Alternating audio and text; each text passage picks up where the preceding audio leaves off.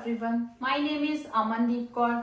आज मैं आपको बताने जा रही हूँ हार्ट की साउंड्स के बारे में। ठीक है जी। सबसे पहले हम लोग बात करते हैं S1 साउंड की। तो जो S1 साउंड होती है ना, वो हार्ट के एपिक से मतलब स्टार्टिंग से ऊपर से आप लोग इसको सुनते हो with the help of stethoscope. ठीक है। S1 जो साउंड है वो एब्सोल्युटली नॉर्मल है।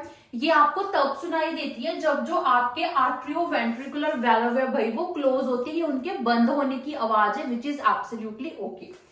सेकंड होती है हमारे पास S2 साउंड। ये आपको तब सुनती है जब आपकी जो सेमील्यूनर वेल्व है वो आपके क्लोज होती है। ये भी आपकी एब्सोल्युटली नॉर्मल है, बट इसको आप लोग हार्ट के बेस मतलब नीचे से आप लोग इसको सुनते हो।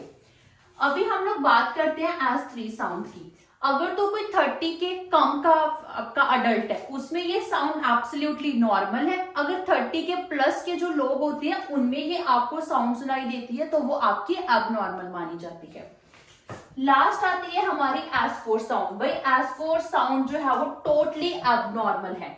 इसकी कंडीशंस हो सकती हैं, कार्डिक हाइपरट्रॉफी हो सकती है आपके क्लाइंट को। ठीक है जी। कई बार ना वेंट्रिकल्स में इंजरी हो जाती है, तो वेंट्रिकल्स में ब्लड की जो फिलिंग है ना वो अच्छे से नहीं हो पाती उसकी वजह से, या तो फिर आपके क्लाइंट को डिसरिथमियास आर्ट्रियल सिस्टोल हो चुका है, उसके केस में आपको जो S4 साउंड है भाई वो सुनाई देनी शुरू हो सकती है। तो S1 और S2 इज एब्सोल्युटली नॉर्मल। जो S3 है वो थोड़ी सी सिचुएशनल है according to the patient's age, और जो S4 है वो एब्सोल्युटली एबनॉर्मल होती है। Thank you.